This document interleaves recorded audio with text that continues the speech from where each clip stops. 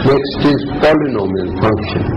A function f r to r defined by fx equal to a0 plus a1x plus a2x square plus so on plus anx raised to power n, where n belongs to n and ai belongs to r, is called a polynomial function.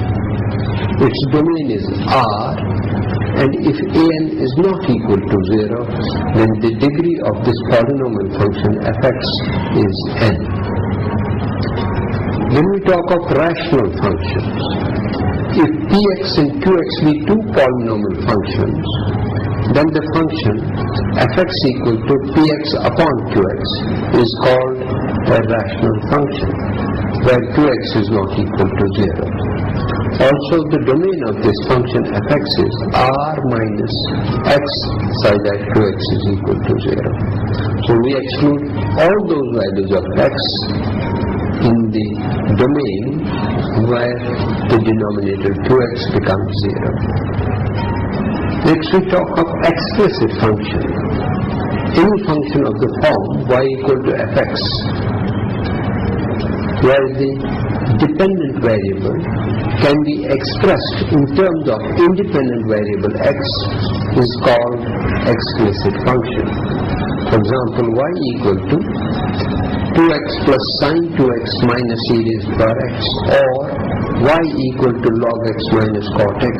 They are explicit functions. Now, implicit functions.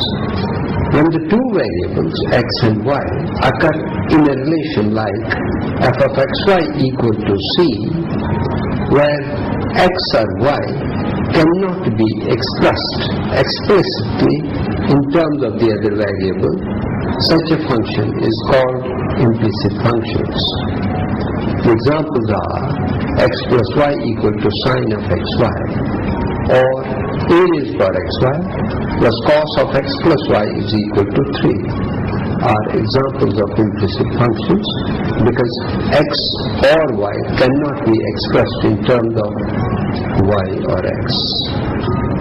So next we talk about algebraic and transcendental functions.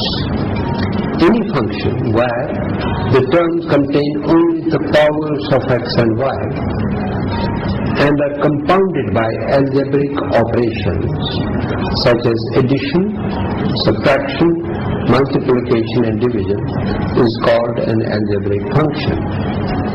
For example, y squared plus x squared minus 3xy is equal to 4, or y is equal to square root of x plus 5x upon x cubed minus 5x squared. Any function which is not algebraic is called transcendental function. For example, y equal to secant x plus a raised to power x plus 3x plus 5, or y equal to e raised to power sin x plus cos square x. So such functions which do not contain only powers of x are called transcendental functions. Next we talk about broken functions. If a function follows different rules for different parts of the domain, then such a function is called a broken function. We have already seen in signum functions or modulus functions where x is less than 0, signum x is minus 1. Where at x equal to 0, signum x is equal to 0. And when x is greater than 0, signum x is equal to 1. Such a function has been defined differently for different parts of the domain. They are called broken functions. Consider another example. The function defined as fx is equal to 0 when x is less than 0. X square when x lies between 0 and 1, 0 included, and 2 minus x when x is greater than 1 or equal to 1. Such a function here has been tabulated.